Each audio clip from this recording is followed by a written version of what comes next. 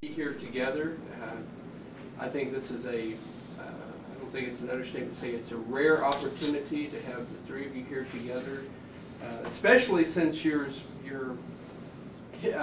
paths have crossed not only at Florida State but in previous days. And what I'd like to do is just to have each of you tell a little bit about your first recollection with each of the other members. So Dr. Branson, if you'll tell us a little bit about your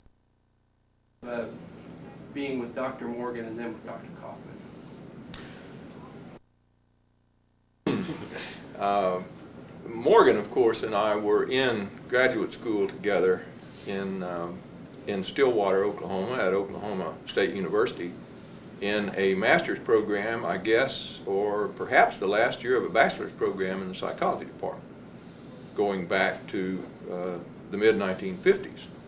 And we found ourselves taking the same classes, and we found ourselves having the same problems, and we studied together for, oh gosh, I guess a couple of years there, and then went off to Ohio State. So we suffered through what it turned out to be was a very rigorous master's program in psychology, and that's where we got started. Okay. We became dependent at that point. And tell us about your first recollection of Dr. Kaufman.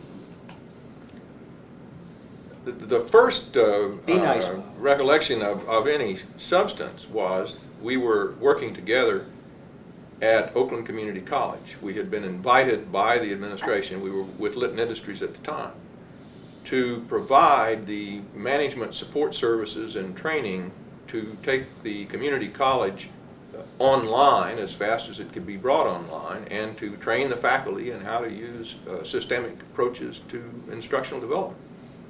And we found ourselves working on this problem night and day for a long time. So that was my first recollection of working with Roger. I had known of him before that, but I had not worked with him before that. Dr. Kaufman, tell us a little bit about your first recollections of Dr. Branson and Dr. Morgan. Well, as he said, before that time at Union Lake, Michigan, as I think is where it was, by reputation, the articles and research that they were doing. I was a Lotus Eater in California with Douglas Aircraft Company and now Boeing, and with Chapman University. And I got involved with another division of Litton Industries, Bob Corrigan at the time, and there was a contract to work with Oakland Community College, which was the first time that I ever ran into these people eyeball to eyeball. And it was probably one of the most exciting projects I could imagine at the time. And it was, I think it probably died of success. People actually were able to scientifically design successful learning opportunities, only to find out that when they came out of a self-instructional sequence, the instructors would grab them and say, "How was that?" And they said, "Great." They said, "No, you don't understand. You got to sit down with me." And we first experienced role robbery, that success of meeting your objectives sometimes wasn't quite enough. So I first ran into them formally and physically through the work at Litton Industries. Did you meet them both at the same time, or do you? Yeah, I think so. Or at least, I met the two of you. I met you with Branson and Oakland Community College. Yeah, yeah. We went to College Park to write the proposal for Oakland Community College, and we were in your offices in College Park. That's the first time. And I remember Corrigan, after we wrote this wild proposal, I mean, we put everything in it on the Christmas tree. Bob Corrigan. Bob Corrigan said, now Bob, if we get this proposal, will you go to Bloomfield Hills, Michigan and be project manager? And I quickly calculated the odds of our getting that proposal at effectively zero. And I said, oh sure Bob, I'll do that. And there you were. And thereby hangs the tale, yes. And Dr. Morgan, your first recollections of Dr. Branson? I remember it very well. It must have been 1954, 55, 40 odd years ago. And I was a suave, sophisticated senior in the psychology program at what was then Oklahoma A&M College. And this gawky boy from a country town called Shawnee showed up, and just out of the Navy. And I thought, God, he'll never make it in the graduate program. But I underestimated him because he managed to get me through both the baccalaureate degree and master's, and finally a PhD at Ohio State by a strong, disciplined tutorial program. And he has turned in, as you can see, to a reasonably suave and sophisticated person himself. And I've become a passable scholar.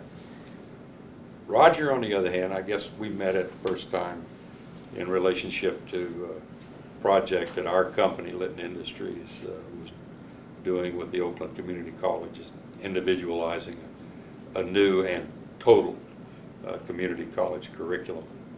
And my first recollection of Roger, we were all skinny in those days, if you can imagine that. I expect we didn't weigh 180 pounds between us. And I thought Roger was one of the most arrogant young men I'd ever met. Not changed that view significantly in 35 years. So The community college, and this is, I think, what was most interesting is by the time you took Kaufman and Corrigan and Morgan and some other people that we had and sat down and drew this out on paper and block diagrams and the like, we were probably the only company in the world at that time that could have done that. Yeah. So your paths crossed well before Florida State, and an opportunity came up in the 60s, Dr. Morgan, and you took an opportunity to come to Florida State University. I'm curious now, why would you want Dr. Branson and Dr. Kaufman to come be a part of this team, and also interested in your all's thought about Dr. Morgan asking you to be a part of this? Well, I came, as you've noted, to FSU in the late 60s, 1968, summer of 1968, from the Office of Education in Washington. And the dean at that time was Stan Marshall, who subsequently became president of the university for several years. And he was keen to build an academic program in instructional systems design, instructional development, technology, and invited me to come in and give a hand with that. And he asked, who are the people around the world that you'd like to bring in to build this new program? And Roger and Bob were two of the first four people that I thought of. We didn't get them all in the same week, but with Les Briggs and Bob Gagne coming in I guess 69. I guess Les came in 68, Gagne came in 69, and then you came in 69. 70. And then Roger 3 or 4 years after that. And we were trying to balance, with a limited number of people, the areas of specialty that were needed and that would complement one another to build a really solid systems program. And both Bob and Roger represented very different areas of specialization. And even at that time, I think they were probably the most or among the most distinguished people in their areas of specialization. So with Briggs and Gagne, and then other people that we added subsequently, we did in fact build, I think, the world's best graduate program in instructional systems. And Dr. Branson, you get this phone call from Dr. Morgan about coming and being a part of Florida State. What was going through your mind? What did you think about this? Well, the first was a call that he made, and he said he was going down to interview at Florida State University. And I immediately thought that he must have gotten himself in trouble in the Office of Education. I could not imagine why anyone would leave and go to a place like that at the time. He then called sometime later and said, well, I've taken the job, and now then I'm going to have to put together a department. And so he listed the people that he was going to hire. And Try to hire. Try to hire. Well, had it not been for the prior experience I had had with Morgan, I would have thought, you know, you're over-optimistic. You'll never get those people. But obviously he had made a better judgment of the situation than I had, and went out to get Briggs and went out to get Gagné, and I thought, I'd rather work with that group than almost anybody I know. That, I mean, it was really quite simple, that you know, the balance of power shifted from the West Coast to the East Coast when he brought those people here. Dr. Kaufman, what was going through your mind when you were approached by this opportunity? Well, for a guy who was reputed to be arrogant, I was also naive as hell. Because I got a call from Morgan and said, well, you know, why don't you come on out and give a seminar? So I came out, and it was in the old Florida Hotel, not Florida Hotel. Duval Hotel. The Radisson. And down in a moldy seminar room, and I gave a presentation on what I was calling system approach and system analysis. And then later in the afternoon he said, well, what do you think? I said, think of what? And I'll leave off the expletives. He said, well, what do you think I dragged you across? What do you think about coming to work here? And I said, well, being a strong macho man, I said, well, let me call my wife. And so I called my wife, and I said, what do you think about moving to Tallahassee? And she said, what, the armpit of Florida? Now, this was a native Tampan. And I said, have you ever been here? I was calling from one of the floors and then the Hilton Hotel. And now the Doubletree, I guess. And I don't know what it'll be next week. And I said, ever been here? No, I don't have to be. It's where the Ku Klux Klan is. So we came back, and I couldn't let the opportunity go by. As Bob Branson had just said, what Morgan had built was, I think at the time, and I hated to weaken it, the best international capability in performance, what we call performance systems. It was really different in that it was based upon science, not on mysticism or voodoo or failed philosophies. And everybody that was part of the team were world-renowned,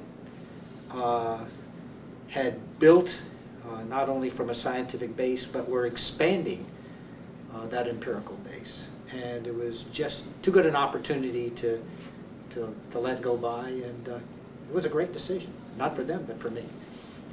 There's, in our field today, in instructional systems, there's a lot of new models and theories coming up, but one of the things that has struck me particularly about our program here, and certainly about your convictions, has been of the importance of research, and certainly empirical research.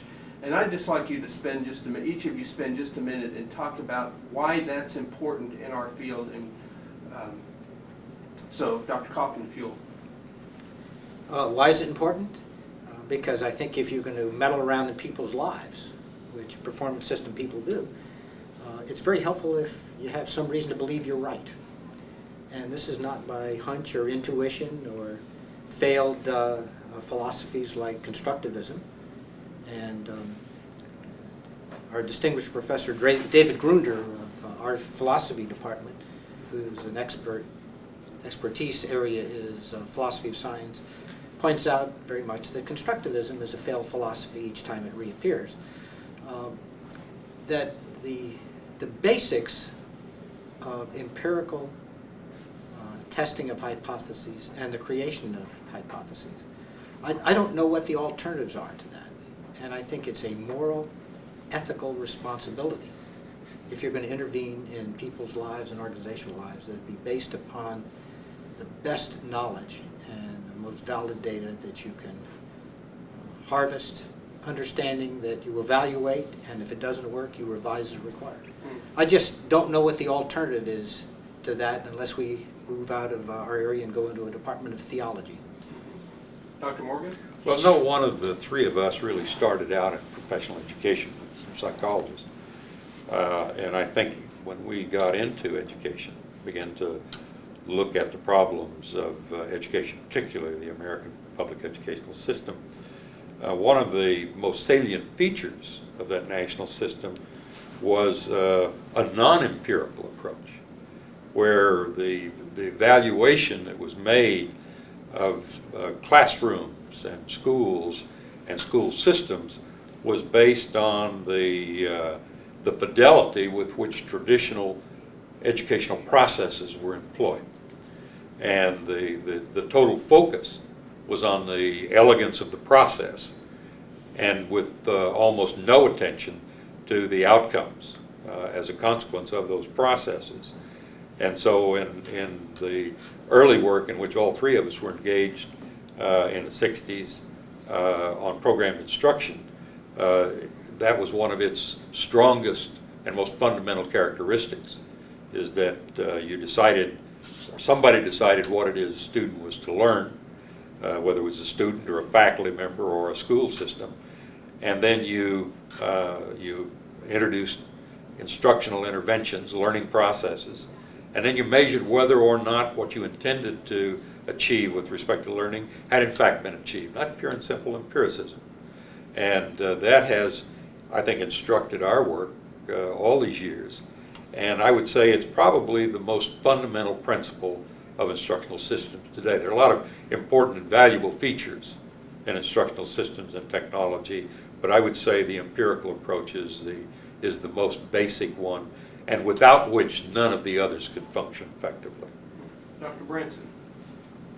Well, I would say, yeah, that's, I certainly would agree with the empirical approach. Often, of course, we make more progress when we have good theory that allows us to follow that theory and derive methodologies for gain. Some of these, so much now one hears in the postmodernist mumbo jumbo to me is, well, we're through with reductionism in science, and then every journal I pick up has in it the fact that we are meticulously mapping the genes and chromosomes and down to almost any aspect of heredity that we can go, and then I hear this philosophical nonsense that reductionism and analytical processes in science really are losing their basis. So if you have an empirical view, now, Bob said it that way, I will come at it from another direction.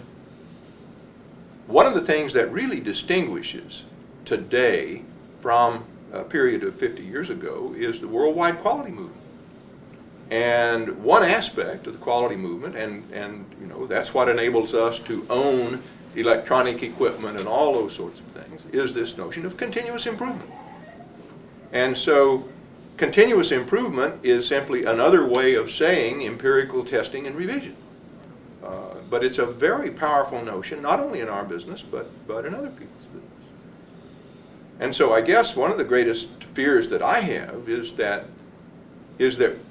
within the field of instructional systems, as I read what's available in the journals, I become worried about that, because I do not believe that we're seeing the kind of work that's going to lead the system forward.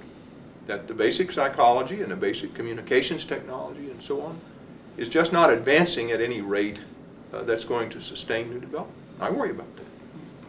Dr. Morgan, you mentioned just a minute ago about systems, and one of the basic tenets of instructional systems is the idea of systems and systems thinking.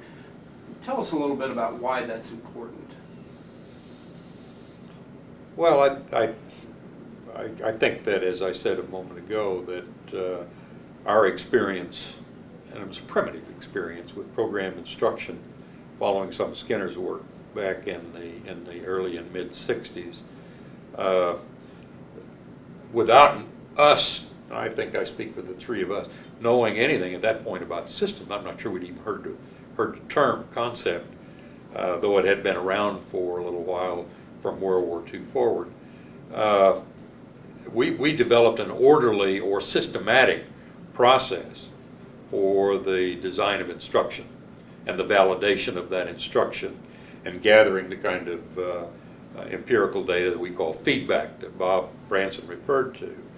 And then as our work matured and our focal area became a bit larger, I and Bob, and I think Roger too, we were all on the West Coast at that time, became aware of work that Churchman and others were doing called systems analysis. And Bob and I were working for a company that purported to be a systems company, Litton Industries. And we were exposed to a lot of the tools that were associated with systems and the planning and implementation processes. And I think it occurred to us that, hey, what we've been doing in programmed instruction for the last 4 or 5 years is a direct analog to what these systems people are talking about. And so we began then to mesh these. And I think the first I heard of Roger was, before we met, was a book on systems that he and Robert Corrigan had written, which I think is still one of the best and most definitive pieces available in this area. But of course, if you move from programmed instruction to a systems orientation, that does broaden your view considerably. And then you begin to look at the picture in a somewhat different way, and then you begin to incorporate some new ideas, new tools, and as Bob has said, some new theories in the way you approach the educational development processes. One of the things that happened to me along the way was with a fresh PhD from NYU, which everybody thought was mid-career, was working at Douglas Aircraft and making weapon systems, and there was an Air Force System Command Manual called 375, which was system engineering. And I had seen some of the early work by von Bertalanffy and then later Churchman at Berkeley. I said, well, how does this different? And it turns out that if you only focus on systems, like the avionics system and the aerodynamics system, and just optimize those, you might miss the whole mission. And so that means there's a larger system. And I said, well, that's easy, that becomes the airplane. And somebody said, well, what about the weapon system? Or the transportation system? And then you start realizing, well, that's really a subsystem of something larger. And that's when I started working on the difference between system and systems, and realizing you cannot do without either of those. There's the whole and the parts. And it was a nice thing to work for somebody who paid you to get educated. That education process still continues. Dr. Branson? There was a fellow who was, I believe, at USC, whose name is Len Silverne. Len. And he was the first, to my knowledge, who actually drew the block diagrams on paper that related the elements of systems analysis or a systems approach in the field of training and human performance. Yes. I believe that he is the one from I guess, inferring this from systems engineering manuals and from Churchman, von Bertalanffy, and so on. I believe that that is the first instance in which someone has actually introduced that notion. We felt he was pretty right because of the ridicule he was getting for all the boxes and arrows. So Yeah. when you can't attack on substance, you attack on process. Yeah. And it was right. It was a major contribution, Yeah. and really forced me to do a lot of thinking about it. Yeah. Silverne, once in a meeting I had with him, characterized himself as the father of educational systems. And, I'm not sure if there's a single paternity there, because there were so many people that at that time, the time was right, and a lot of ideas came together from different places and different disciplines. That has led to the beginning of what we might call a systems movement in education, but Silverne certainly was a leader in that area. Would you say, can you all think of a time when you became, if you will, a believer in systems as an approach? Well, there was a fellow at Ohio State who was quite well known as a human factors, human engineering psychologist. His name was Paul Fitz. Fitz was able, through the drawings on his blackboard and in class, to provide a very solid background and context for the notion of systems and data flow among system elements and the like. And so, having that, it wasn't much of an inductive leap to be instructed by Silverne and others in this notion of system and the notion of feedback control systems and the like. I guess it was many years later, however. Certainly Roger had the view, others had the view, and this notion that it's important to have the whole system in the room if you're going to start making interventions that affect a society or a subsystem within the society. Otherwise, you're going to miss something that could very well lead you down the wrong path. And so, growing, you can say, well, programmed instruction was an instance of a product that was developed from a systems perspective.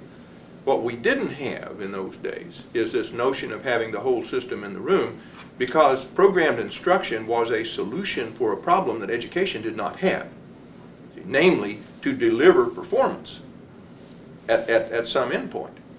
And that was not then, and in many cases it is not now, an important outcome, if you will, of a system of schooling. One of the things I found attractive about Florida State was this kind of thinking and this kind of activity. I was writing about this stuff and getting a lot of heat about it. And I think the moment that I realized that there was a pony in there someplace was instructive. My son Jack was 3 years old, and we were driving on Interstate 5 one day, and like 3 years old, he asked a question and I answered, and then he would say, why?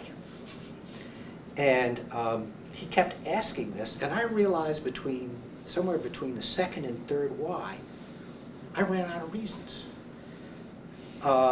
Empirical-based reasons. And he wasn't going to accept, well, because I say so. And then I realized this nesting of subsystems within larger systems was real, and if you didn't keep asking the question why, you'd never get these linkages that were so important. And then shortly thereafter, I got the call from Morgan and FSU, and I said, yeah, this is the kind of colleagues I want to work with. Dr. Morgan.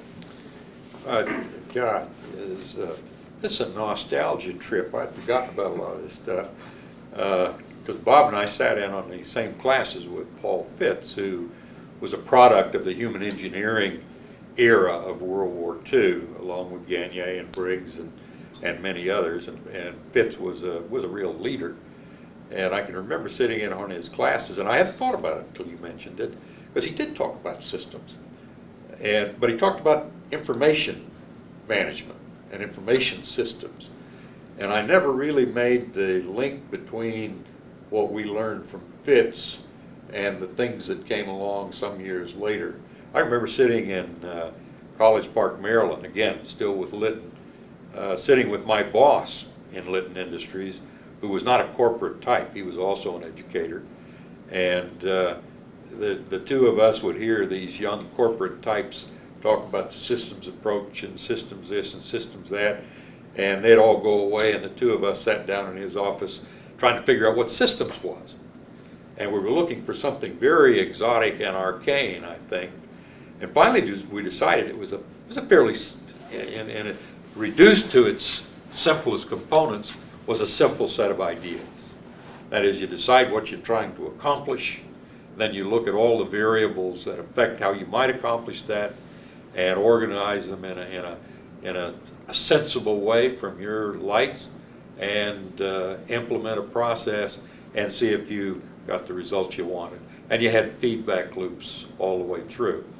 And when I finally began to look at systems in this oversimplified but very useful way for me, then it began to make sense, and we could begin to think and talk about it in terms of how do you apply it to an educational process. Our first application beyond program instruction was to the Job Corps program, where we were tasked, Bob and I were involved in planning and implementing some major Job Corps centers in the United States that ended up with, I don't know, several thousand trainees over a period of time.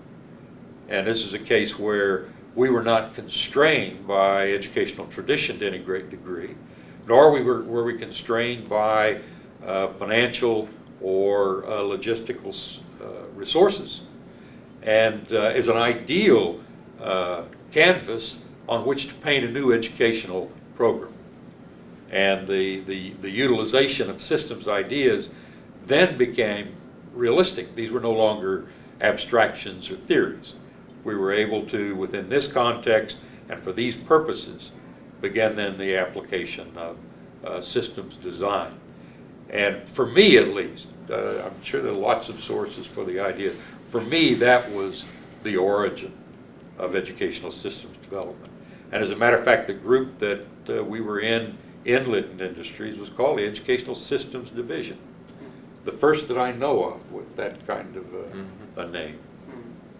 We've talked about, in instructional systems, we've talked about two of the foundations. We've talked about systems and systems thinking. We've talked about the idea of empirical research.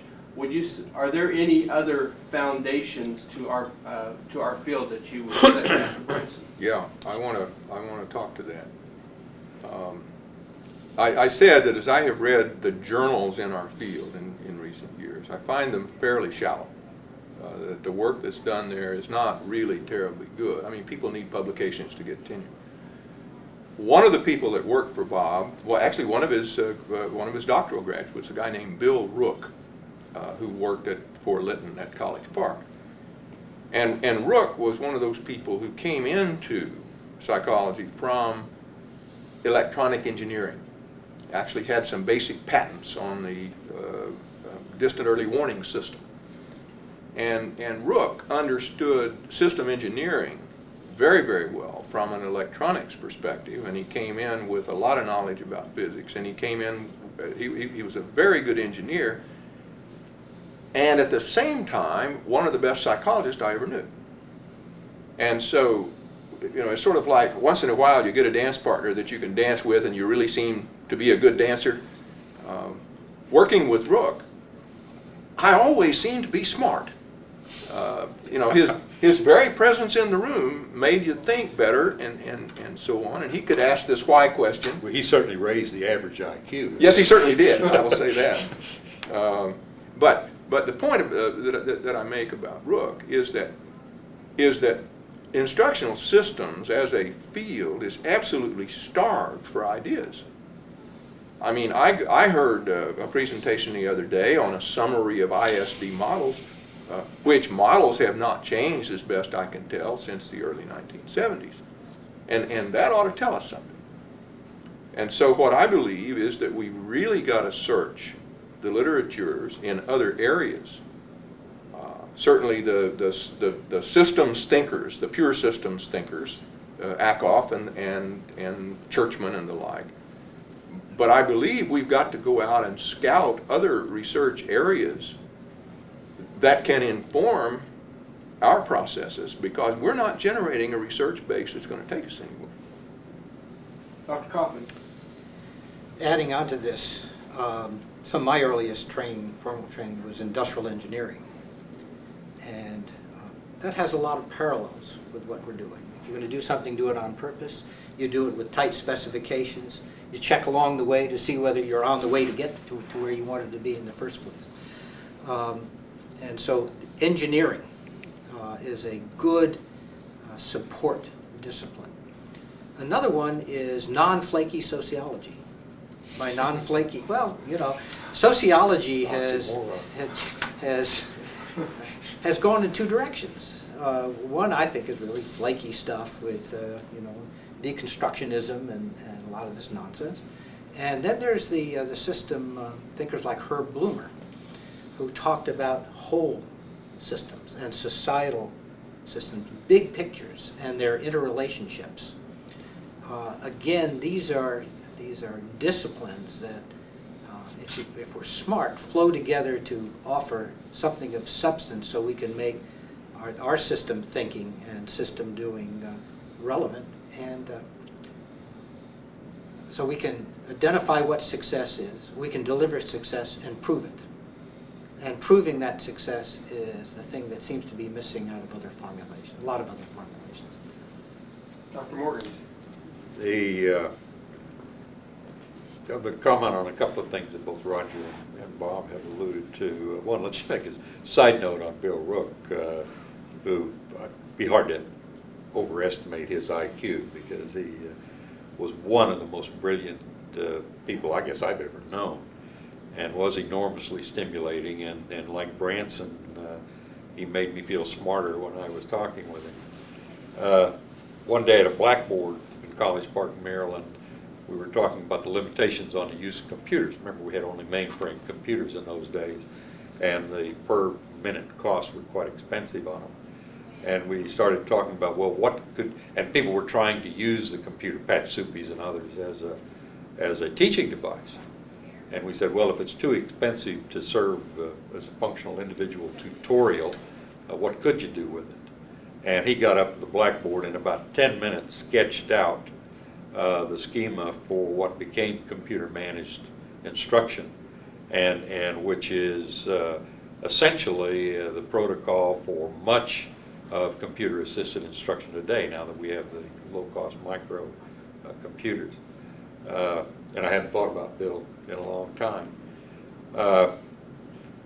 Point that Bob made about, I think, if I interpret him correctly, is that we need to be looking more diligently at some of the other sciences and the other disciplines to replenish our thinking in systems theory and systems application to education.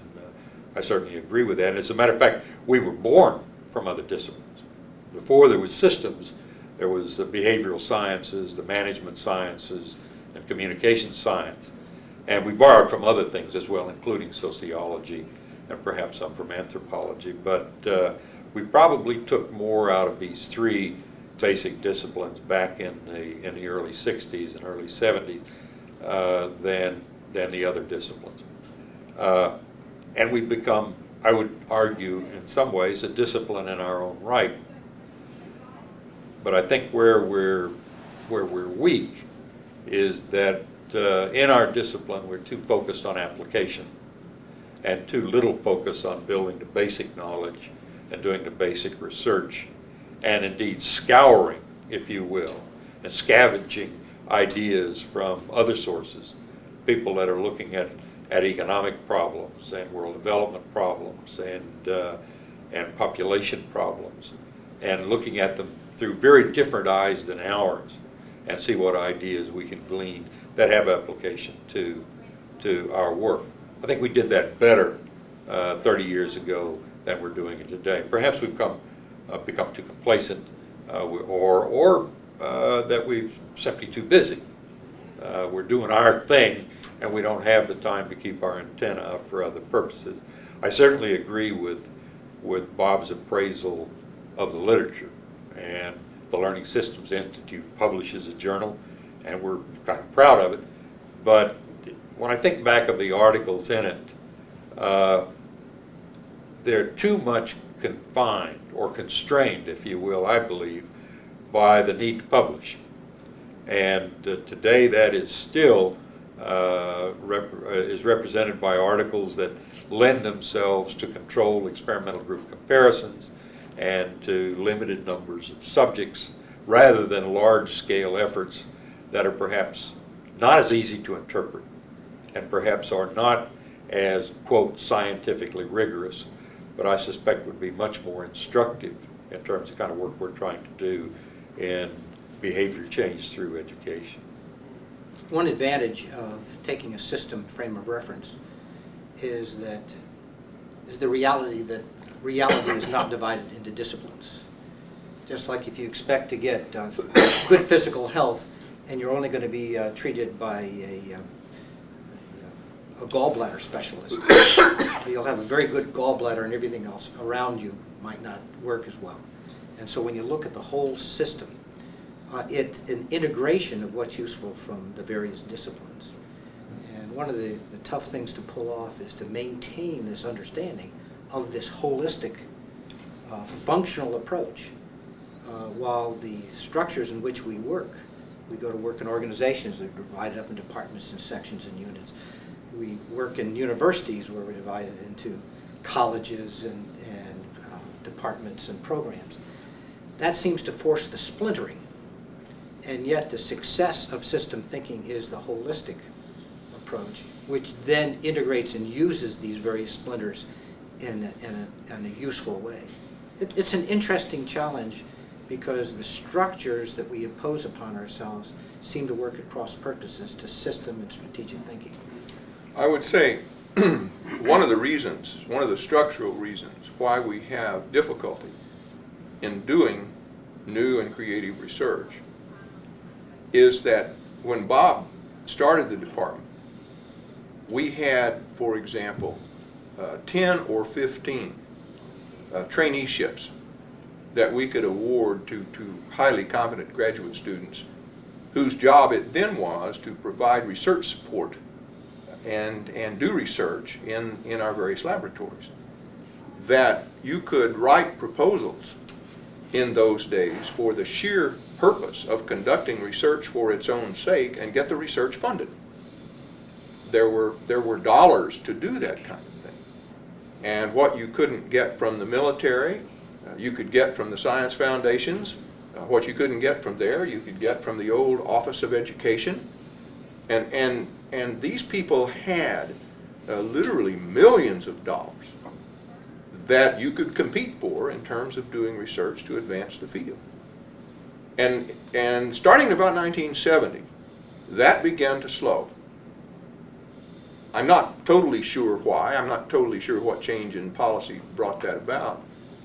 But it seems that so much of our basic research and the funds for the basic research is simply harder to find than we could find in earlier days. To modernize this a little bit, you all have been tasked, hypothetically, with solving the ills of constructivism. So, Dr. Branson, what would you do to? We've got this model that's so popular in our field right now. How would you improve or fix on constructivism ideas? To me, much of the constructivist philosophy is the postmodernist view that somehow reality is only within the individual, and however they choose to construct their reality is fine, and any truth is as good as any other truth, which I don't accept. If you subsume constructivism under basic cognitive science, and you take some of the tenets that they use, and they say, when people learn, they are building on prior experience. Well, that's been good psychology for 100 years. And when people learn, they're going to hook new knowledge, either in scaffolds or whatever terminology you choose. But the more prior experience you have, the more likely you are to be able to learn the new material, which is basic cognitive psychology. And so I guess, other than I've been through the Skinnerian rhetoric. I mean, there were people when I was in graduate school who were absolute worshipers of Skinner. Skinner could say no lie, he could do no wrong, and he covered the waterfront. Everything, Skinner did everything that anybody ever needed to have done in psychology. Well, of course, that's not true. It's not true for a lot of reasons. He didn't have much to say about human factors engineering or human factors psychology.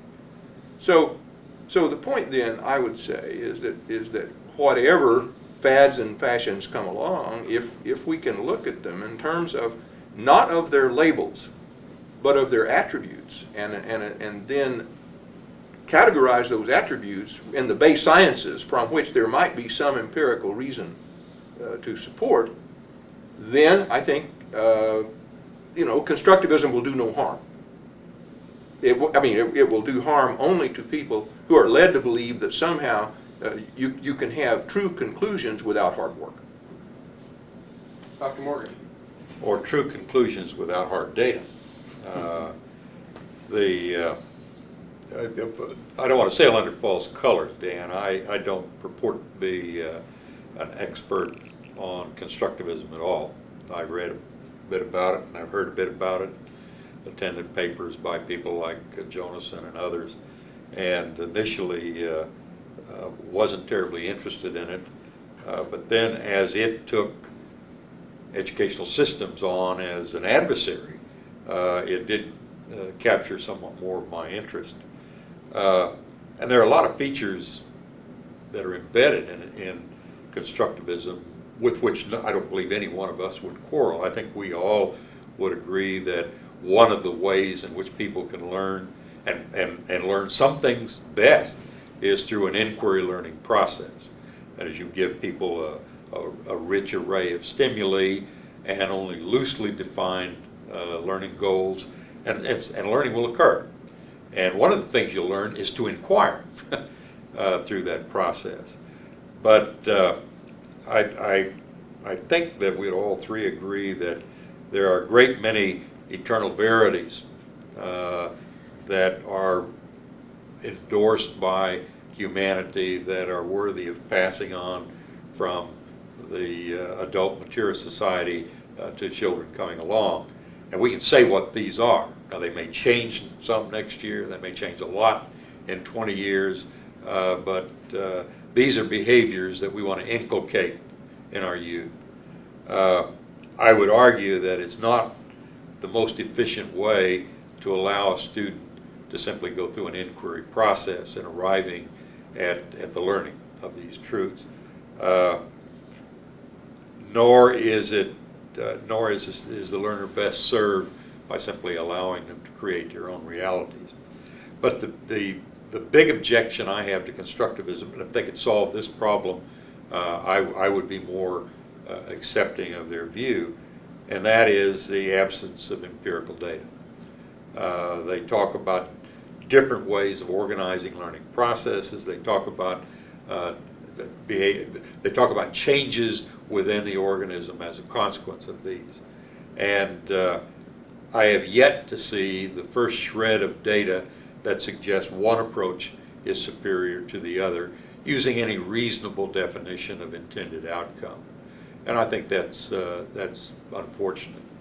I certainly don't think that instructional systems has taken constructivism on as an enemy because of the many things that they talk about that we can endorse and accept. I'm not sure that the reverse is true. When I guess Roger and I were together with Bob Gagne, and we asked him outright a few years ago, what do you think of constructivism? Well, I won't give an exact quote. Let's say you could interpret it as saying it's errant nonsense. Now, I'm not sure that Gagne would perhaps feel quite that strongly today as he did 7 or 8 years ago, but in recent communications with him, I reported to him that he had been accused in his absence of being a behaviorist at a recent AECT meeting, and he wrote back and said that he was quite happy to accept that damnation, and that he was not a behaviorist in the Skinnerian sense, not now, nor had he ever been. But he said, Bob, all of us are behavioral scientists, and if that makes you a behaviorist as opposed to a follower of behaviorism, he said, then this is an appellation that I gladly accept. In addition, it's very interesting because at the extremes, constructivism is solipsistic. It's a denial of itself. If your reality and my reality is so different that we have discovered for ourselves, how can I even communicate that fact to you? You have to go and discover it. At the extreme, I suggest that constructivist parents let their babies learn about traffic by experiencing it and finding out what happens. At the center, there's nothing really new. It's basic stuff that we've known from learning, research, and observation for a long period of time. Everybody's experience is different, yes. Do they bring different things to any learning situation? Absolutely. We used to call those individual differences. And so at the extremes, it is an oxymoron. It destroys itself. In the center, there's nothing new, so we invent new words for old things like scaffolding, which are levels. And again, maybe it goes back to what Branson said earlier. If you change a vocabulary and pretend like you're inventing something new, then you get lots of publications. Now, if somebody doesn't read the publications in terms of what scientific contribution to new knowledge does this make, then you get a lot of following. I can sum it up, I guess, by a Kiwi, a New Zealander by the name of Hugh Oakley Brown, who's a performance system person, and he says, well, Roger, I'm a constructivist. And I said, you are? Because he does Megger stuff in the South Pacific. He says, oh, yes. If people learn, I'm wonderful, and if they don't learn, it's their fault. They had the wrong reality. And the interesting thing about it is to consider from the context, if a constructivist or a semioticist or something else were sitting around here, they say, well, these are a bunch of old guys talking from old paradigms. And the question would become, is there really a new paradigm in constructivism? And if so, how do you know it will work?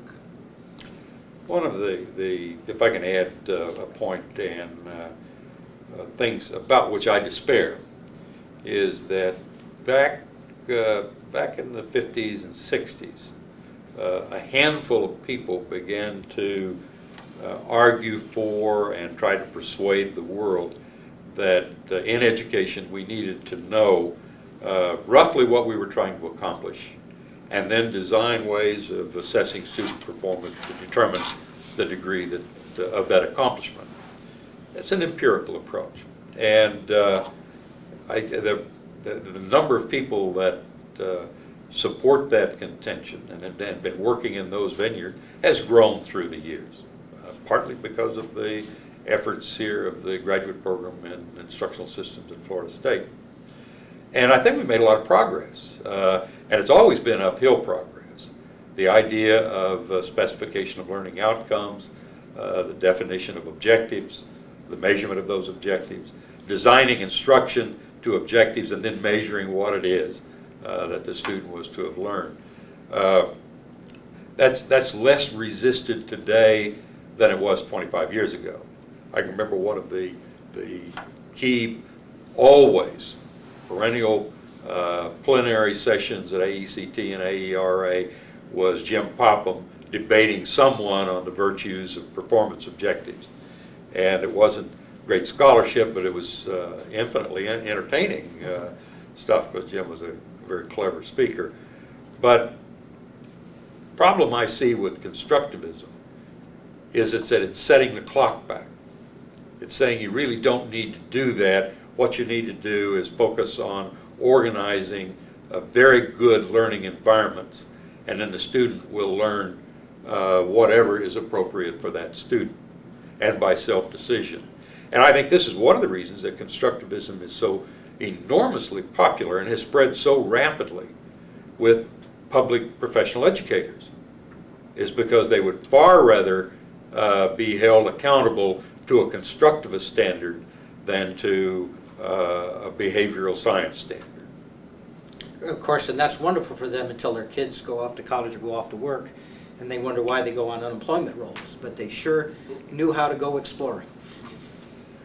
Okay, we're going to take a break right now. None too soon. So, You've got time. talk about that you'd like me to make sure that I asked. That, What else was on your list? oh, I've got a whole bunch of stuff on the list. Well, just ask any of those that you want to talk about. Okay, When you get through asking, we'll quit talking. all right. Try. Okay, all right. About how long are we going to run this second session?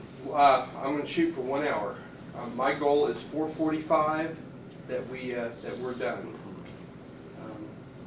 I think- Are you going to go home right after? Yeah, all right. Well, let me go down and see if my car's going to start. I had trouble with it this Okay, morning. sure, I'll If it see. isn't, then I'll need a ride. Does that sound, Yeah. all right? You want a jump start or a ride? I'm not sure that you can jumpstart me with your car. That's a very high amp battery in that diesel. Might from yours, I don't know. Go ahead. We live? I don't know whether I got a Okay. bad alternator. One of the, in our field, in the last few years, we've broadened our focus, rightly so, from instruction, and we've encompassed more of a performance base. I'd like you all to talk a little bit about performance improvement in our field and what that means and why that's important. Dr. Branson, will you start? Well, I think it depends in large part on from where you came into the field from. I am a practicing industrial psychologist. We've known for years that there are 7 methods of producing job performance. And if you restrict yourself to only one, instruction, which Meagher told us years ago is good for one and only one problem, and that is to stamp out ignorance. If you have many of the other symptoms of lack of adequate performance in the environment, and you limit yourself just to that, and you overlook the possibilities of selection and development and electronic performance support and job redesign and all those kind of things that people have been doing for a long time, organization and development issues, then you've restricted yourself to a public school mindset, I believe. So these tools are well represented in the literature. There are good case studies in the literature that address all kinds of methodologies for improving human performance. And I guess, I have been using all 7 methodologies for the 30 years of practice, but I don't know who could be credited for actually grabbing the bull by the horns and saying, this is performance we're talking about rather than training, rather than instruction. But I think this has been in the literature for all to read for a good while. I think this is symptomatic of that we're getting smarter through experience and consequences. Migrating from how to what to why. The what is the performance, the how are the 7 types of interventions that you can make. And these are all important. Not to deny any of them, not to deny instruction. But as we shift our focus from means to ends and then from just ends and consequences, and we integrate them in a system, I think the emphasis on performance is appropriate. This is something that's been a bit confusing to me because when the term performance sort of came into the vernacular of educational developers, I didn't make any distinction between that and behavior. On the other hand, I think there is a distinction as I think about it a little more. And my focus has been in designing conditions of learning and experiences that will lead to behavior change. And this implies, I think, at least in many instances, improved capacity, increased competencies, and so on. And have sort of left it that if you create capacity and competence, skill, and attitudes, all of which derive from learning experience, that performance will follow. Well, I think Bob has made a good point. I think he had those 7 points in a paper of his recently, and when I read them, I thought, well, there are, if you define performance as accomplishing a task or solving a problem, and sometimes a very complicated task, then there are a lot of other things that can come into play. He's mentioned electronic performance support system, job aids, and you could get into the whole worker motivation domain, and those are all things that would significantly affect performance. And if you back away from the task a little bit, you say our job is improving performance, not just improving human learning. I think a lot of people subscribe to that. I think that probably some of us ought to stay close to learning, but it's quite legitimate and indeed important for others to back away and say, it's not enough to teach a kid to read and write.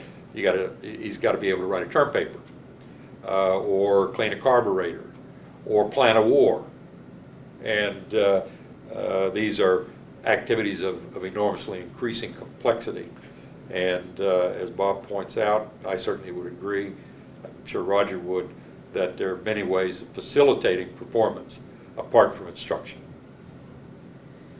We've talked a good bit about various aspects of our field, instructional systems. But what I'd like to ask is directly about our field as a whole.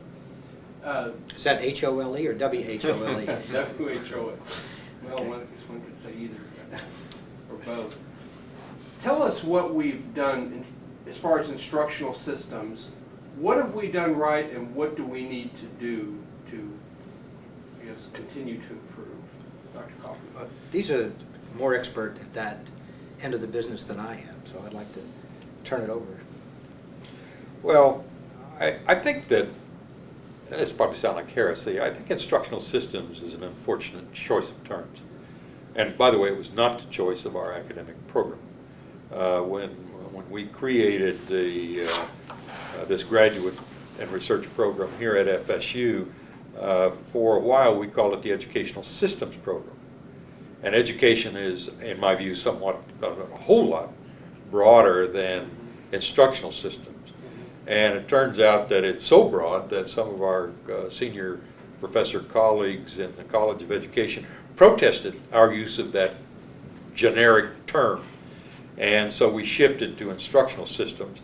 And at the time, this is back in the late 60s, I didn't think it would make a lot of difference what you called it.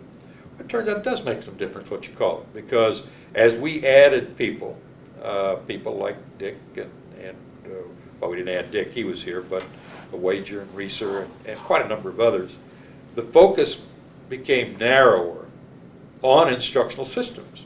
And that is, how can you build a better course or set of courses? And some of us looked back and said, how can you build a better school or a system of schools? But the focus was still largely on the instructional processes. Now, we looked systemically at a lot of the variables that affected the instructional events, the instructional consequences. But I think the focus was too narrow then. I think it's too narrow today. I think that we would be well served if we would back away from that, think more in terms of performance systems, or at least education and training systems, and take more variables into account. That is, get the problem big enough so that we can just barely get our arms around it and then wrestle with it. But as you move up, you're asking people to get out of their comfort zones, because the narrower things are a lot safer and more controlled to do. And as soon as you're saying, adding more variables to the hopper, and your frame is larger and larger, it requires different kinds of skills and talents to come together, and it makes people feel a bit out of control.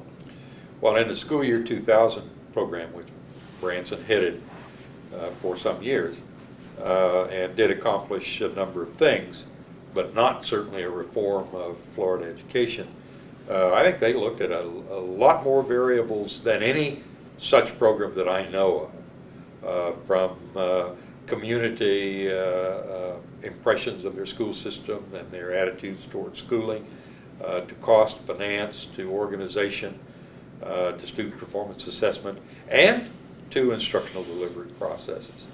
And I think that's very important. That has been done very seldom in the United States. In fact, hardly ever been done by anybody outside this room. Dr. Branson? Well, that looking at larger systems, and looking at other contexts, I was at a meeting this very recently, and a guy named Russell Ackoff, who talks about systems, was telling a story. And the story he was telling was that he was working in the city of Philadelphia, and they had a school that was predominantly black, and they had been scored as one of these critically low performing schools, and everything wrong was going wrong, and they, for whatever their reasons, were unable to teach the young children to read. And so he walked through the school and made a recommendation. And the recommendation was that you go to the library, to the checkout, and you get all the Charlie Chaplin films that you can get. And you let any student watch any of these films on any day that they want to watch it. And they said, we'll do it only because you're smart and we have confidence, but what's going to happen? And he said, if I'm right, the children very quickly learn to read. Well, why will he learn to read by watching Charlie Chaplin's films? Because ultimately they're going to want to know what the subtitles say. And as soon as they want to know what those subtitles say, they're going to figure it out. And according to the result, they made dramatic improvements in their reading scores once they had structured the environment to line up the availability of the instruction with the motives of the students. And that, you know, now I have not verified this claim in the literature nor checked on the test scores or anything of that sort, but it was told as the truth. And I think we had missed many opportunities like that when we go in and attack instructional systems with a capital I. You know, it's really a hard sell in many cases. So I would look for a little bit more variety, I think, in the options. Should we infer that the students interpreted and learned those subtitles in some relationship to the action on the screen as opposed to constructing their own reality? I don't know about that.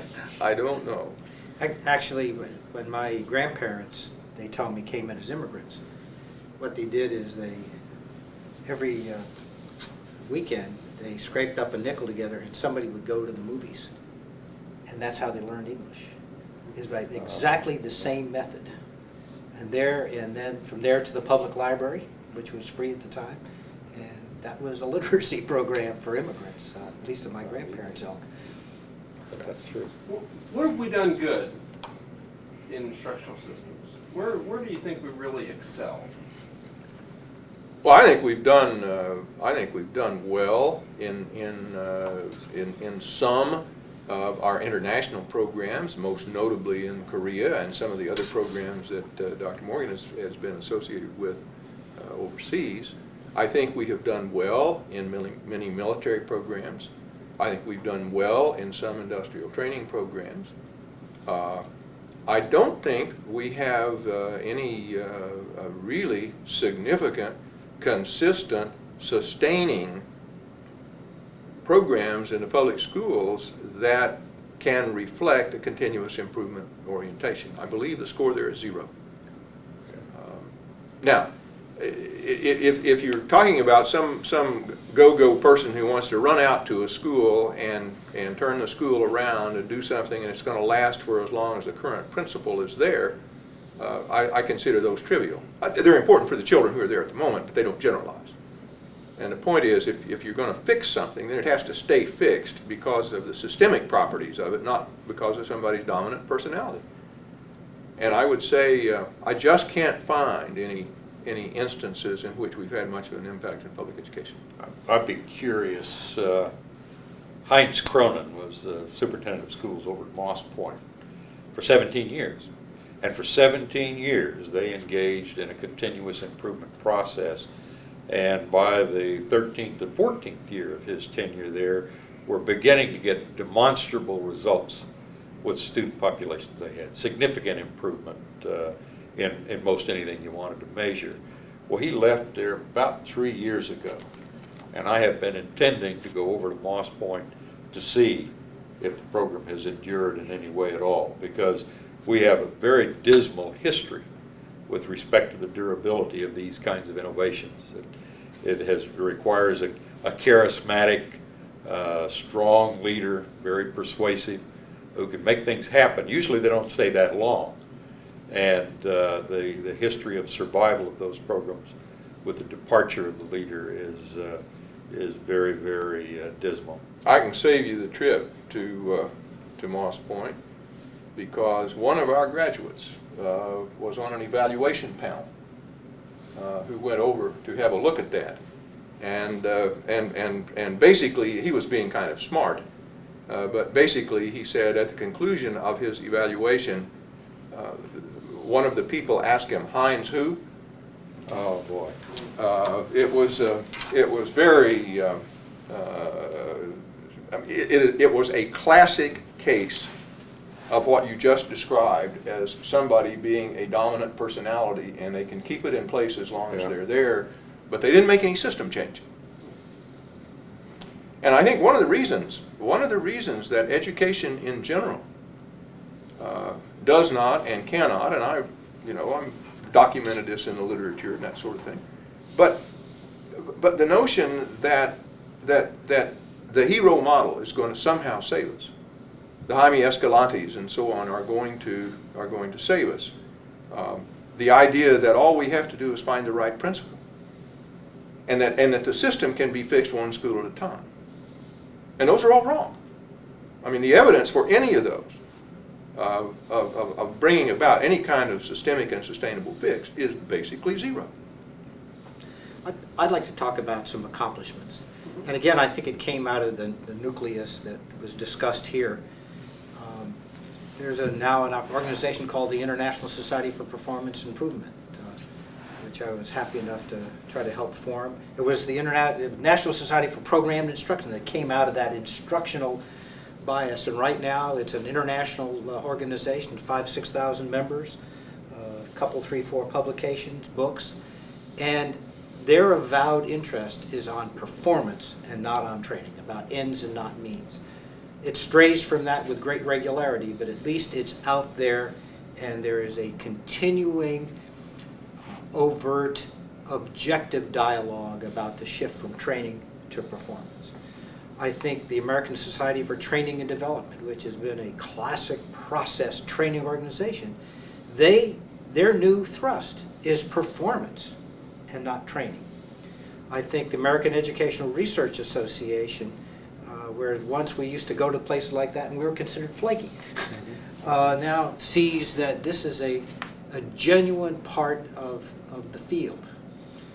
I think what's happened in some ways is we've been so successful that it's now subsumed under a lot of operations and a lot of activities.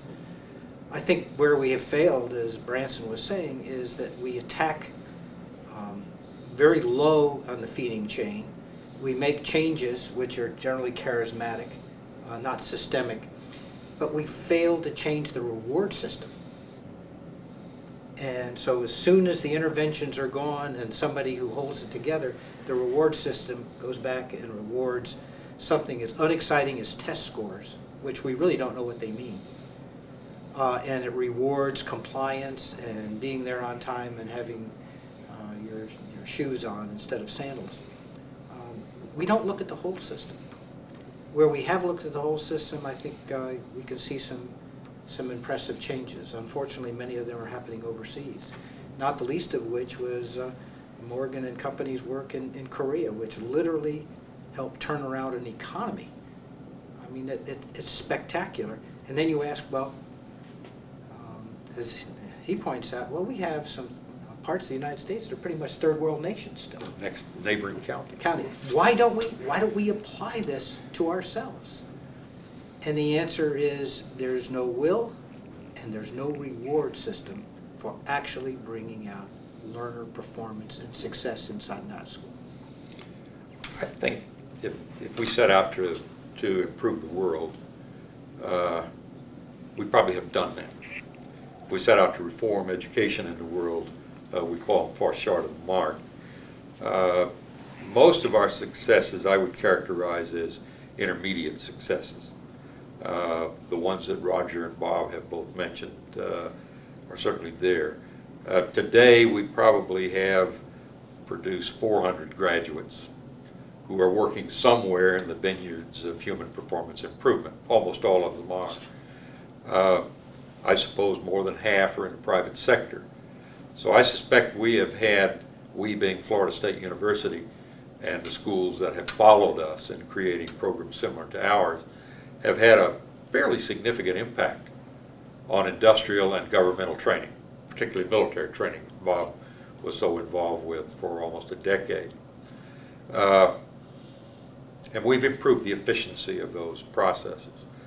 We've worked with probably nearly 50 countries throughout the world. Korea was the most comprehensive, longest-term project and had the most visible impact. But we've also worked in places like Somalia, and Liberia, and Botswana, Namibia, Nepal. We're working in Indonesia today in secondary education. And while they've not resulted in the dramatic, comprehensive reform of their national educational systems, as was the case in Korea, I think the improvements have been significant and enduring. And there are a lot of people working on those projects who are working on empirically designing instruction in Namibia today who don't know where it was born and don't remember or have any awareness that Florida State people were out there helping put those programs together.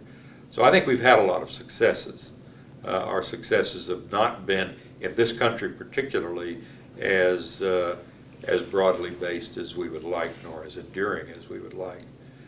But as we continue to produce graduates who are trained with both missionary zeal and a good toolkit, in the years ahead we may see those accomplishments. At the time we created the systems program here at Florida State, nobody was turning out masters or PhDs in that area. We were the first to do it. Now there must be, 90 to 100 graduate programs like this in the United States. One of the colleagues that you have worked with over the years has been, and you've all alluded to, has been Bob Gagné. Tell us a little bit about his contributions and your personal reflections of him. Dr. Kaufman, why don't you start? Well, that was one of the drawing cards at Florida State University. And everybody in the field was absolutely astonished when Morgan and Branson, as I understand it, went out and convinced him to come here from University of California, Berkeley, which some people said was only second to the parting of the waters in the Holy Land. Gagné is such an intellectual giant that it's hard to talk about his impact. He was a good man as well as a smart one. And I think what he did is he, by example and by research, set the agenda that so many of us were honored enough to build on. Every once in a while when he was here, I get this phone call and he said, "Roger, Bob Gagné here," as if I couldn't recognize him. He said, "We haven't talked in a while. What are you doing?" And anytime I could, I'd drop everything, because he's one of the people that every time you met with him, you learned at least one thing that was really worth thinking about. And so I think he set an academic and an intellectual tone for the field and for his colleagues at Florida State. And to this day, I think his work still stands as basic to our performance improvement field. Dr. Branson. Well, Roger said something that was really very important, that he was a good man.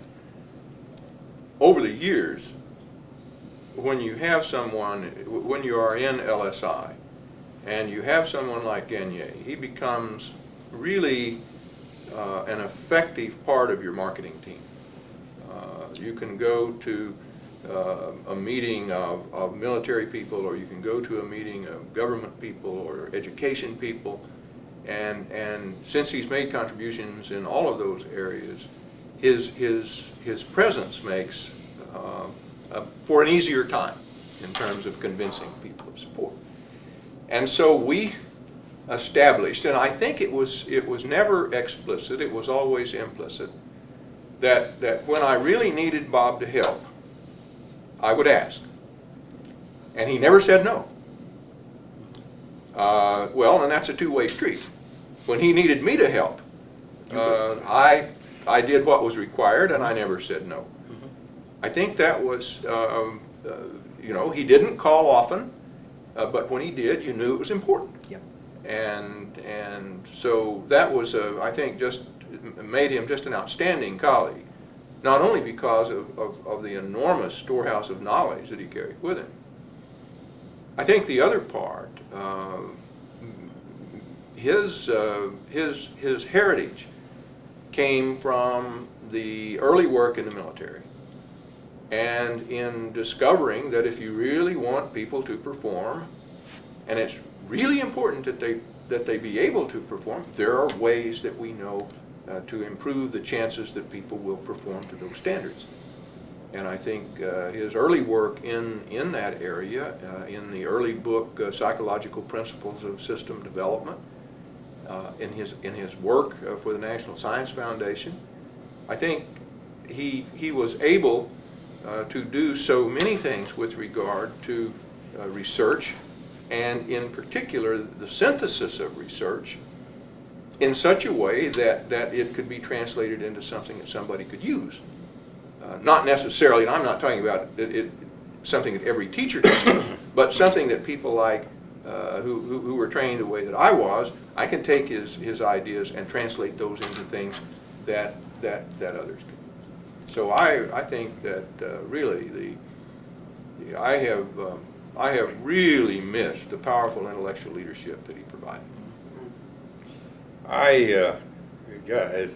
That's a question to which I guess all three of us could give a very long answer. First time I heard of Gagne, I was an advanced doctoral student at Ohio State, and a new introductory psychology book came out, textbook came out by he and a guy named Fleshman, wasn't it? And I remember reading that. Bob and I were both teaching introductory psych at Ohio State in those days, and using what I thought was a very good experimental psych-based textbook. And when I read Gagne's book, I thought this is light years beyond what we're dealing with. This is really solid stuff. And I had no idea who Gagne was up to then, but that name stuck in my mind from that point forward. First time I met him, he and I were on the National Curriculum Board or something in Washington, D.C., and I remember I was added to the board, and I remember looking down the list of people who were coming, and most of them were quite well-known and distinguished people, and there was Robert M. Gagne's name. And I thought, my God, all these years later, I'm going to finally meet Gagne. I had no idea who he was or what he was like, apart from his reputation in psych. And when I first met him, I fell in love with him. I thought, this is a guy who thinks clearly, he's gentle, he's kind most of the time, he could blow up occasionally, but in fact his temper was awesome to behold, but never directed at people, but always circumstances, I think. I got to know him quite well then and became acquainted with the work he was doing. Bob said that he got his foundation in military psychology in World War II when the problems were urgent and behavioral scientists, rigorous behavioral scientists, were really in high demand. And a psychologist by the name of John Flanagan put together the Human Factors Group at Wright-Patterson, I guess, and then at Lackland Air Force Base. And people like Briggs and Paul Fitz and Bob Gagne. Bob Gagne was a lieutenant at this point. Briggs was a corporal, at least to start with. And but the point I want to make is that Bob was trained before World War II. He had his degree, PhD, back in the late 30s. And he was trained in classical experimental psychology. There was very little interest in or attention to the application of it. Then World War II came along, and suddenly he was put in a position where he had a marvelous education in theoretical and experimental psychology. Then suddenly he was being asked for a 4-year period to apply this intensively to the problems of personnel selection, of weapon systems design, and a lot of other things. And I think from that time forward, he represented the ideal mix of a classic theoretician and an applied developmental psychologist. He's a giant. I think both Bob and Roger have mentioned that he was just a nice person, and that was certainly true. Whether you were the senior senator from this state, who I've seen him interact with, or a brand new graduate student, he treated both people with the same level of courtesy and deference. I think the three of us are the only ones in the department that didn't co-author a book with Bob at some time or another. And if you look at the books that have come out in the last 15 years, Quite a number of his books are co-authored by people like Reeser and Wager and others. And he didn't need those people as co-authors. But these were youngsters coming along, and their working with him in a book made them household names, at least in our profession. Bob didn't have a large number of graduate students. In my memory, I don't think he ever had a funded project, which the university now places such a high priority on. But I suspect that no one sent before, and I suspect no one since, will make a contribution in 20 years to a graduate academic program that he did. His intellect could be, to me, scary. I remember taking advantage of him. I had just written my first attempt at writing up my ideas about mega, macro, and micro. And impertinently, I asked Gagne, would he review it? And unfortunately, he said yes. And I wondered what he'd say about it. And one morning, I got a call at home, and he identified himself, and he said, "I'm ready to talk about your ideas in this article." And I said, "Good, Bob. Would you like me to come over to your house?" That's what he's called. "Oh, no, I will come to your house." And I started thinking about all the management thing is if you tell somebody bad news, you do it in their office so you can leave. And with some trepidation, you're not trapped in your own. And he came over and gave him a cup of tea, and then I said, "Well, Bob," he said, "Well, Roger, I want to make sure that you understand clearly about what I'm about to say." And I said, "Oh, damn," you know, he found a fatal flaw in it all. And he went on. He said, "I want to make sure that I'm absolutely clear with you." And I said, "What is it, Bob?" He said, "Well, I don't want you to misunderstand." I said, "Yes, Bob." And he said, "Not to demean your other work, but this is probably the best thing you've ever done." But he was so concerned that I might think by him saying that he thought I would think he discounted everything else I'd done. But that's the kind of guy he was. I mean, he could be very, very sensitive while, and of course I took that as license to go ahead with it. But he was a hell of a guy, intellectually and personally. He is, by the way. We keep talking about him in the past tense. Yeah. Yes, yes. He's past tense at Florida State. Yes. That's right. He's alive and well up in Tennessee. Yes. No, one day, one of the times that I had asked him to help with a program, we had a program to aid in the introduction of computer-based instruction and revised curriculum design and systems approach ideas in the U.S. dependent schools in Europe.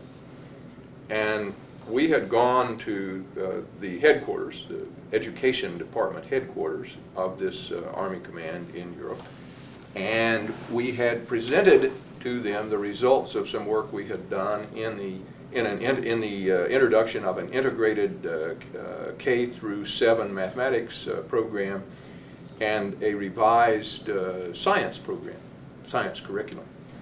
And these represented a significant departure from the sort of piecemeal programs that the school had had, in which every level sort of did its own thing and there was no real integration across grades.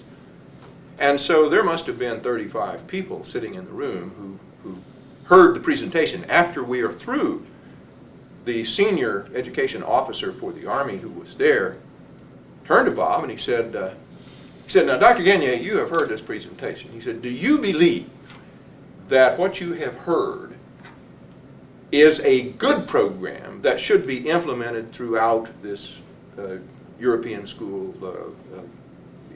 area? I mean, is this good enough for us to do that?" You have 35 people in the room, and Bob has been presented the question, and so he then put on his think face, and you could always tell, you know, when he sort of left the space and started thinking about this thing, and we're sitting there, and a minute passes. Try that in front of 35 people sometime. A minute is forever.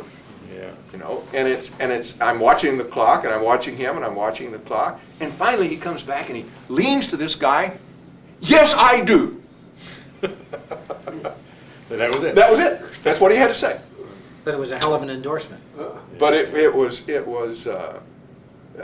I think far more effective than going into some flowery presentation of what might have been there.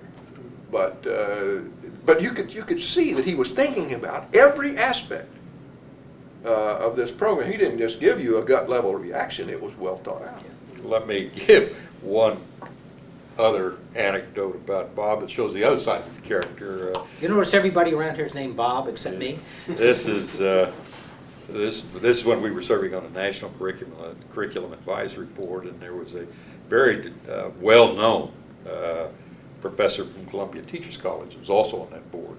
And I don't remember how it came up, but this Columbia professor started talking about the evils of behavior objectives and educational outcome specification and so on. And he carried on at some length about this, how this was really going to damage education to try to codify what it is we're trying to accomplish.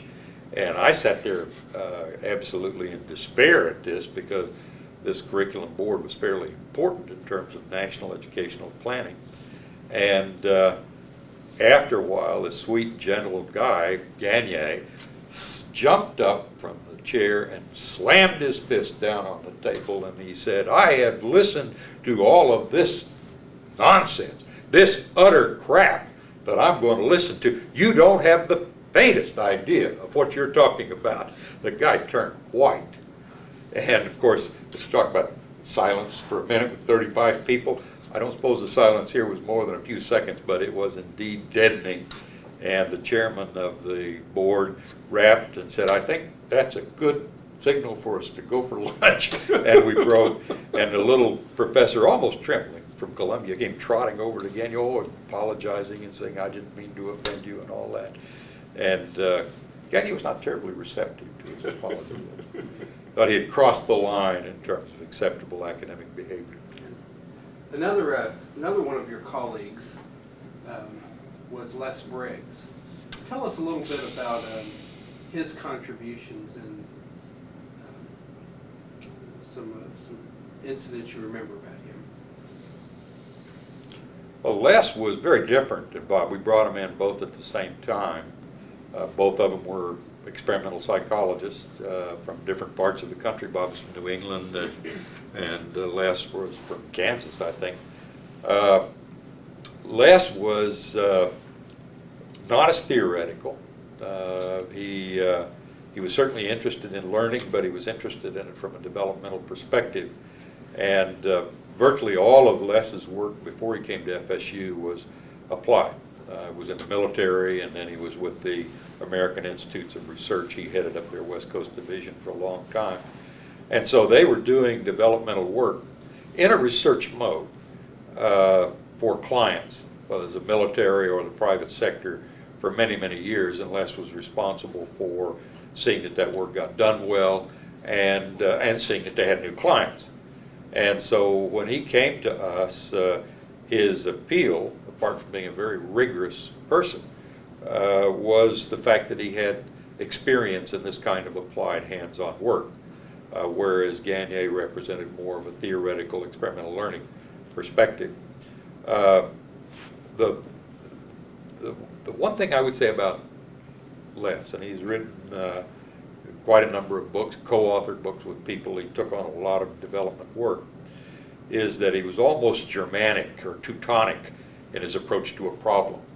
When he tackled a problem, when he got through, no one had to come along behind later and tidy it up or deal with a lot of unanswered questions. He was very, very thorough, and he was meticulous. He was demanding of his students. If Gagne was warm and non-threatening to his students, Briggs was just the reverse of that. But I think they were both wonderful guys and enormous. And it was a real loss to us when Les died, and we had him no more.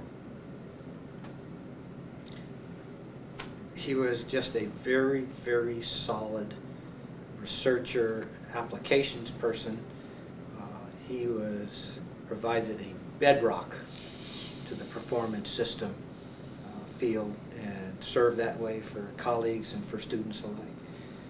One of the most important things that I still use that he wrote is what constitutes a legitimate doctoral dissertation in our field. And very methodically and systematically, which he ultimately published in Educational Technology magazine, is the framework of legitimate research. And he was just a very, very rigorous, thorough, and complete, serious person. Well, I of course recall at one of our departmental parties back in those days, we used to get together from time to time, socialize, and we would have a large number of faculty and wives and graduate students and wives or girlfriends or anybody who wanted to come to these parties. But because most of us had come from a rather rigorous Protestant upbringing and had, I said most, Roger, had intellectually outgrown that process. We still had one thing in common, and that is we liked to sing hymns. And the hymns got better as the bourbon wore on throughout the evening. And so one night we were over at Ken Brewer's house, and we were having a hymn sing. And present at this hymn sing, in addition to all the faculty and everybody, was Jim Popham and Lloyd Homme. And so Briggs was one to join the group, but he was never a soloist. And for whatever his reasons that night, he chose to give us a solo, the name of which, and I can't sing it, but it was called The Little Banty Rooster and the Little Banty Hen. And everybody is shocked that Les is going to do this solo in front of this whole group. And so he stands up, I think Mary Beth Brewer was playing the piano, he stands up and he sings this song, and it is funny. And after it is over, everybody is in stitches. Now, wait a few minutes, and now Popham is talking to Homme, both of whom are from the West Coast. And Popham says to Homme, Lloyd, how are you going to explain to your friends what happened here? You know. So Les did have a side to him that had a peculiar sense of humor, and I would certainly say that Morgan is very correct, that when he finished analyzing something, that you knew that it had been thought about and analyzed. And I think his greatest strength, he was an analytic, and Gagne was a synthetic. And between the two of them, I mean, they fit hand in glove. I don't think they ever really had to argue about much of anything, because one or the other of them knew what the truth was with regard to that issue. But I do think that I always resented that Les died before I was through with him. And I guess that's, we really missed him. It's an interesting thing, Dan, the two stood head and shoulders over all the rest of us in the country, in the world. And I won't say there won't ever be another Briggs-Gagne combination, but I certainly don't see it around. And I think there's some very good people, but these guys were pioneering giants. And we were so fortunate to have them here. We couldn't have done anything like what we accomplished in terms of program building, graduate student preparation without them. They were matchless. If we had the opportunity to bring in the ideal professor, say an eminent scholar in our field, what kind of qualities, what kind of characteristics would this person have? Probably an integration of the competencies, skills, and abilities that will probably soon retire and is retiring from the department. That seems a little egotistical. I would like to see people who have a scientific research base and a track record, but knows how to push the envelope and create new ones instead of somebody who knows how to do current things more efficiently. As we scanned around, there's not a hell of a lot of them out there. There's people with pieces of this. And I think one of the reasons why you form a department is because you get this kind of interplay of these individual talents and skills and abilities, so you can get the synergy, synthesize that like Ganya was so good at. But it's hard for me to put my finger on one person who I would like to would fill that bill. Tell me about who she or he is. Yeah, I think this is obviously an issue we're presently discussing in the department, and the difficulty that we're having in identifying candidates for an eminent scholar position. I would argue that when we brought in Briggs and Gagne and Kaufman and Branson and one or two other, these were all eminent scholars. We weren't using the term in those days, but they were paid a bit higher than most people on the campus. And, which wasn't much. It wasn't much, but it was more. And they were eminent. Today, we're having trouble identifying people around which there is a consensus, around whom there is a consensus that this is truly an eminent scholar in our field. And I think that's symptomatic of a more fundamental problem.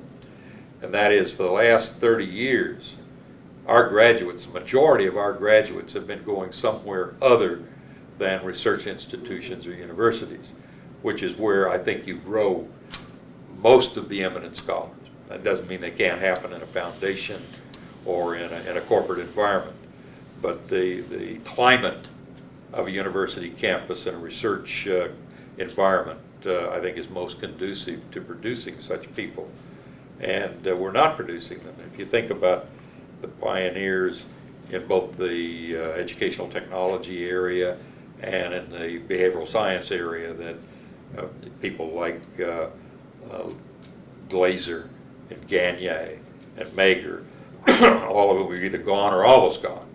And on the other side, people like Jim Finn, Charlie Schuler, Fred Harkleroad, those people are gone. Then the next generation you have come along, and you have people like our faculty here, and Kent Gustafson, Charlie Reigeluth, Mike Belinda, and others. What's the next tier? Well, they're out working for AT&T and Arthur Anderson and the U.S. government. And I think that a few more are tending now to go into universities, but not as many as we need. And they're being recruited for strange kinds of things. Instead of being recruited for the kinds of intellectual, conceptual contributions that Gagne and Briggs made, they're now being recruited to teach people how to set up websites or hypercard stacking, back into these splinters, these really minute kinds of things that some faculties think is the way to market yourself. And I don't think we're really breeding and mentoring people who can think in system kinds of scales, and that's who I'd like to see come in for this kind of scholarship. Well, Excuse me. on the one hand, you asked the question, and we are searching for an eminent scholar. And quite honestly, if the president of the university said to me tomorrow, by 5 o'clock tomorrow afternoon, you have the name of the person you want to hire on my desk, and we will take care of getting it done, I wouldn't sleep tonight. I don't know who I would ask for. It is not obvious to me who would come to this department and make a real contribution. And I have emailed everybody I know that I have any intellectual respect for at all, and saying, nominate somebody, you know. And I think Bob said it well. The brightest of my graduate students is now the director of training for Delta Airlines. Well, he was a psychologist. He was a research psychologist. He liked that sort of thing, but he was an applied person. He liked simulators. And so that's the competition. If I could bring him here, I'm quite sure that he could become a real good academic in a fairly short period of time. But he likes playing in the real world, you know, and playing in the big time. And that's a serious problem, that we aren't reproducing our own kind in such a way to be able to carry on.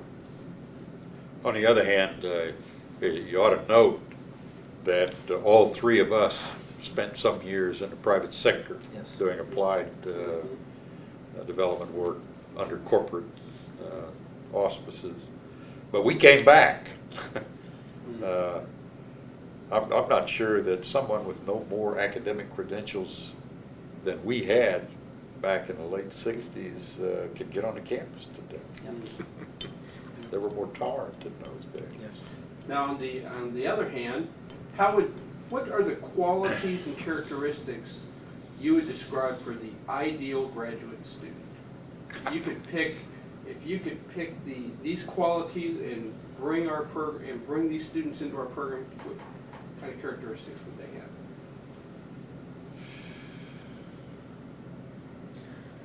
Well, I think that's a tough question. For example, we made a very positive decision on the faculty to initiate a master's program and to graduate students with a master's degree in performance technology who want to go and work in business and industry and do that kind of thing. And I believe that was a legitimate decision, and I believe that our students who go through there in fact get the kind of training and education that's going to prepare them to do that well. So that's what you want for people of that kind, are people who are good at being students, who are good learners, who come in, who pick it up quickly and move through and go on about their lives. Now, if the person wants to go on for a PhD and they want to choose an academic career, then I think you're looking for trying to find the people who are as bright as you can find and who have enough background in basic science, in psychology or in some science background so that they understand empirical methodology and that there is a way to answer questions and that sort of thing, and have an orientation toward becoming an academic. On the other hand, if people want to come through the PhD program and go and work in non-academic settings, then I think you might look at another set of criteria. So it depends to a very large extent. I would hope that we could produce more academics, because I'm worried. Dr. Morgan? Well, I think we as Bob said, we made a deliberate decision several years ago to inaugurate what we refer to, I don't like the term, terminal master's programs. People could come through and get applied training and go out and get jobs, and they all have, I think, done very, very well. As a matter of fact, salary differential, starting salary differential between masters and doctoral graduates is not very large. I agree with Bob, and I've had mostly doctoral students, not very many master's students, is that you want these people to be compulsive, brilliant, analytic, and yet capable of synthesis, and who are ready to go out and change the world. And we've turned out quite a large number of PhD. I would guess that the masters that we've turned out, the vast majority of them would have been qualified or were qualified to go on for doctoral work had they elected to do that. And for a variety of reasons, some people don't. But it's hard to find young PhDs, it's hard for us to find young PhDs from any of the programs in the nation who are really well enough qualified to come in as assistant professors. And it may be that our standards are too high. I don't think they are. I think the supply is simply too thin. But, and we turn out quite a number of PhDs have over the last few years that I think would have made superb faculty members at virtually any university with a program such as ours, who for whatever reasons elected to go the private sector or governmental route, or one of the foundations. In addition to these factors, I would want to recruit people who are bright, but on multiple terms, not just single discipline oriented. Somebody who really wanted to save the world, Yeah. you said, Mm-hmm. who's willing and tenacious about asking the question why, not to be difficult, but out of inquiry, who have a selective, infinite attention to detail, but know how to cut down, get those answers, and then generalize them back up, who have a passion to want to learn how to ask the right questions in the first place, and then fit those with methodologies, so they can select among these various fields that we talked about earlier. It's an interesting phenomenon. In the last 3-4 years, I've probably had one of the best runs of doctoral students I've ever had. And I think one of the things that characterizes them is that they have different kinds of competencies, but they have this intellectual curiosity where they really want to go out and ask and answer questions, and they really want to add to the knowledge base, not just pass another test. And as you said, they want to change the world, and damn it, they're going to do it on purpose. Well, I appreciate your time. Our time is up. I suspect we could go for another 5 or 6 hours. Oh, we But- could. But thank you all for your time and your comments. Thanks for inviting us. It's our pleasure. You'll give us a copy of this tape, huh?